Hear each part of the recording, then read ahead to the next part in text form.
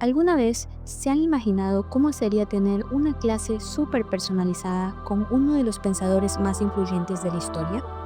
Pues algo muy parecido le pasó a un joven llamado Gregorio, allá por el siglo III, y nada menos que con Orígenes, uno de los grandes del pensamiento cristiano de esa época.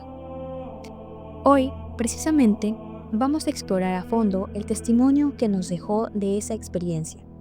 Es su discurso de agradecimiento a Orígenes. Vamos a ver quién fue este Gregorio, cómo lo marcó su maestro y qué podemos aprender de esa visión educativa tan particular que nos llega desde hace casi 2000 años.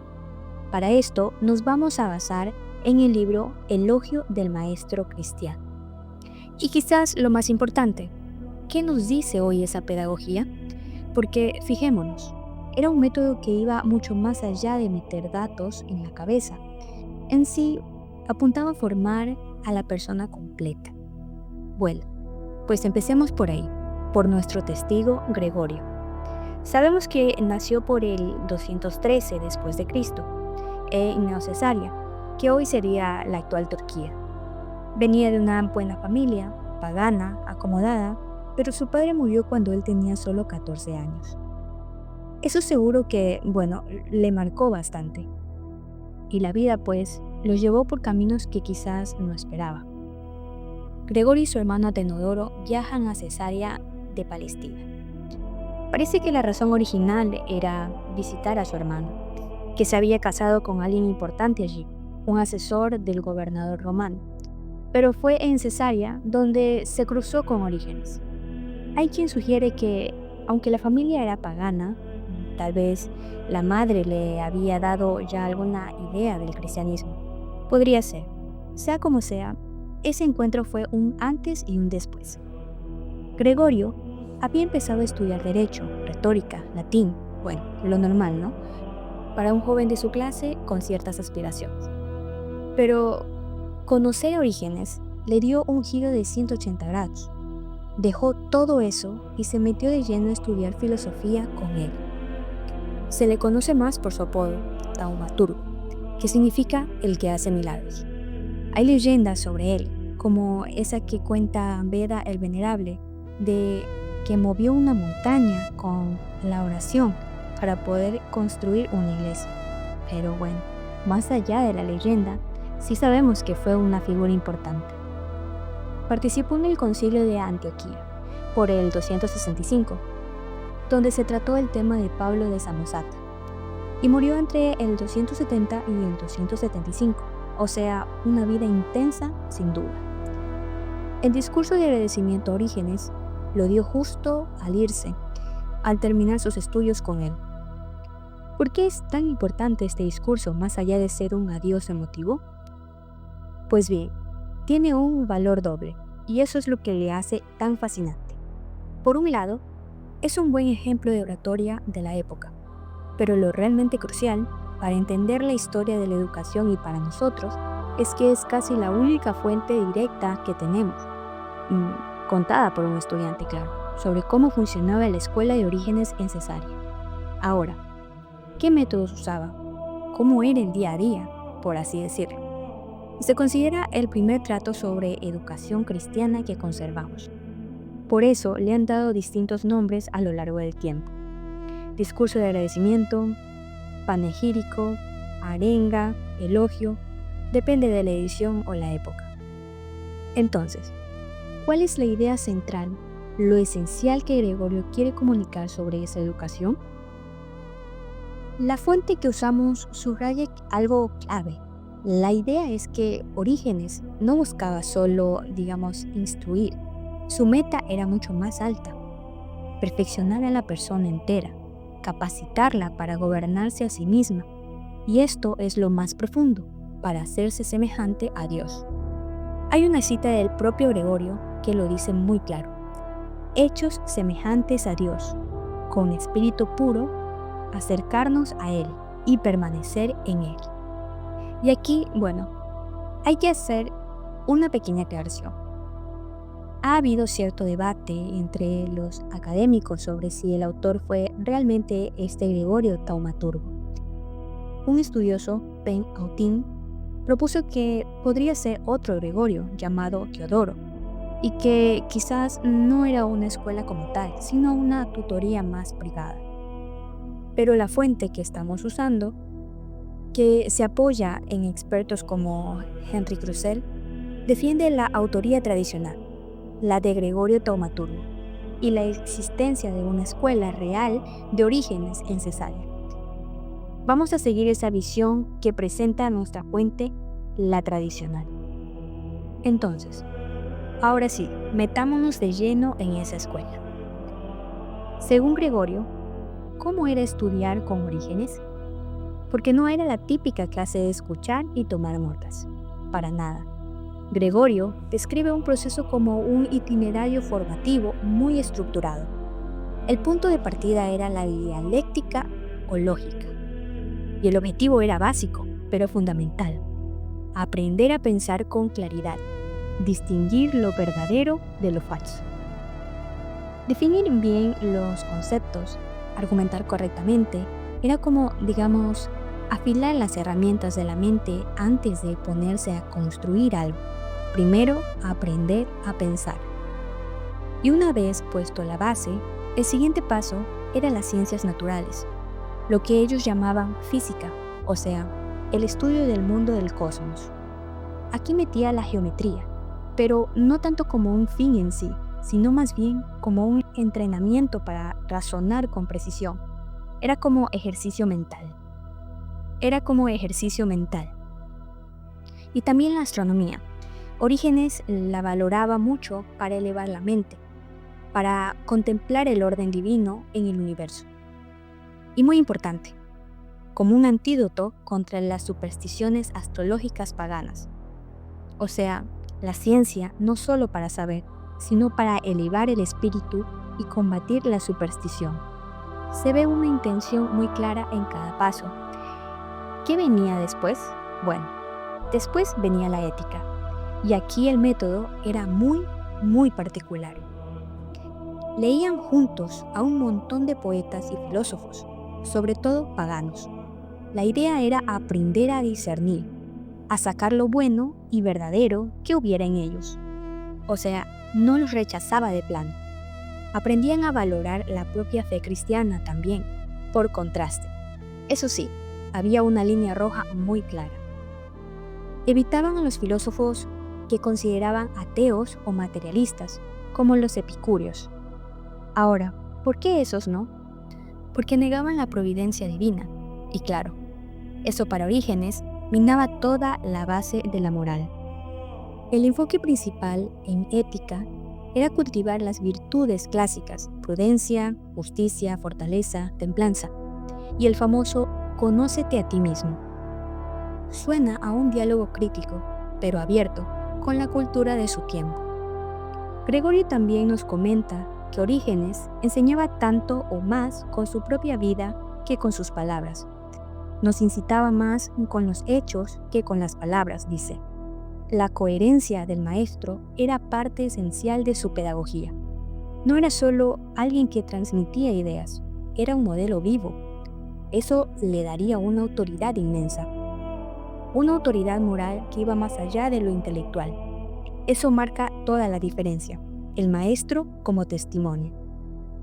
¿Y cuál era la meta final de todo este camino intelectual, científico, ético? La cumbre, el objetivo último, era la teología, entendida como el estudio y la interpretación profunda de las Sagradas Escrituras. La lógica, la ciencia, la filosofía, la ética se veía como una preparación necesaria, como un calentamiento intelectual y moral para poder acercarse bien a los textos sagrados. La filosofía era una herramienta valiosa, pero al servicio de la teología. Orígenes era visto por sus discípulos como un maestro excepcional, casi un intérprete inspirado, capaz de sacar los sentidos más profundos del texto. Pero ahora, ¿esto no suena a un programa súper rígido aplicado igual para todos? Bueno, Gregorio parece insistir mucho en el trato personal. Lo compara con un labrador que cultiva el alma de cada estudiante. adaptándose a su tierra, a sus capacidades. Menciona el método socrático, las preguntas que guían, e incluso habla del aguijón o estímulo de la amistad como herramienta pedagógica. La relación personal era central. No era una educación masiva, ni mucho menos. Era un acompañamiento personal intenso. Orígenes, según Gregorio, como que sondeaba a cada alumno, veía sus talentos, sus puntos débiles y adaptaba su guía. Por eso la metáfora del labrador funciona tan bien, y Gregorio llega a describir la escuela como un paraíso. Pero no un paraíso de no hacer nada, sino un jardín de crecimiento intelectual y espiritual, un lugar vibrante donde el alma se nutría y florecía, siempre bajo la mirada atenta y sabia de Orígenes. Y para entender todavía mejor la profundidad de esto, la fuente que usamos analiza algunas palabras griegas clave que Gregorio usa para hablar de educación. ¿Qué nos revela esas palabras sobre la visión de Orígenes? Bueno, a veces las traducciones se quedan cortas. Por ejemplo, usa paideo y paideia, que traducimos como educar y educación. Pero para ellos esto era mucho más que instruir. Significaba una formación integral, una especie de nutrición del alma, una guía completa hacia la madurez, no solo llenar de datos. También usa paidagogos, que quiere decir pedagogo, pero lo aplica a figuras como Dios o el ángel custodio. Entiende al pedagogo no como un simple maestro de niños, sino como un guía y protector en el camino de la vida. Esto subraya el carácter profundamente teónomo, centrado en Dios, de esta educación. O sea, educar era formar a la persona entera y orientarla hacia Dios. ¿Y qué pasa con el acto de enseñar en sí? Bueno, para enseñar usa didasco y didáscalos para maestro. La fuente insiste en que esto iba más allá de solo pasar conocimientos. La didascalía, la enseñanza de Orígenes, era eficaz no solo por lo listo que era, sino porque él vivía lo que enseñaba. Y el objetivo de esa enseñanza no era solo informar, sino perfeccionar al alumno, llevarlo a su mejor versión posible. La autoridad del ejemplo es un tema recurrente y del lado del que aprende. Ahora, ¿cómo entendían el aprender? Bueno, aprender en esta visión no era algo pasivo, no era solo recibir, exigía una implicación activa de toda la persona. El intelecto, sí, pero también la voluntad, la práctica, la mente y el corazón. Era un esfuerzo por asimilar de verdad lo enseñado. No se trataba de acumular información ni de conseguir habilidades técnicas sueltas. Era formar el carácter, practicar el pensamiento crítico para buscar la verdad, cultivar la vida espiritual y moral. Y todo esto dentro de una relación muy personal y significativa con un maestro que era a la vez guía, ejemplo y hasta amigo. Justo eso, y claro, como toda experiencia intensa, pues llega al final. El discurso de Gregorio es precisamente un discurso de despedida. Y al final se pone muy emotivo. Llega a comparar el irse de allí con la expulsión de Adán del paraíso. Los últimos capítulos están llenos de una tristeza que casi puedes tocar. Gregorio habla de su dolor por tener que dejar ese paraíso de aprendizaje, de crecimiento espiritual. Teme volver a las distracciones del mundo, sentirse otra vez perdido sin su guía. Se describe casi como un exiliado que deja atrás una ciudad santa, un lugar de paz, de sabiduría. Incluso usa la parábola del hijo pródigo, no para culpar a nadie, sino para expresar su propio sentimiento de pérdida, quizás de sentirse pequeño al alejarse de esa fuente tan rica. Todo esto muestra lo fuerte que era el vínculo que se había creado. Es el duelo normal después de una experiencia que te marca tanto, ¿no? Pero supongo que no todo es tristeza en esa despedida. Ahora, ¿Hay también algo de esperanza de mirar al futuro?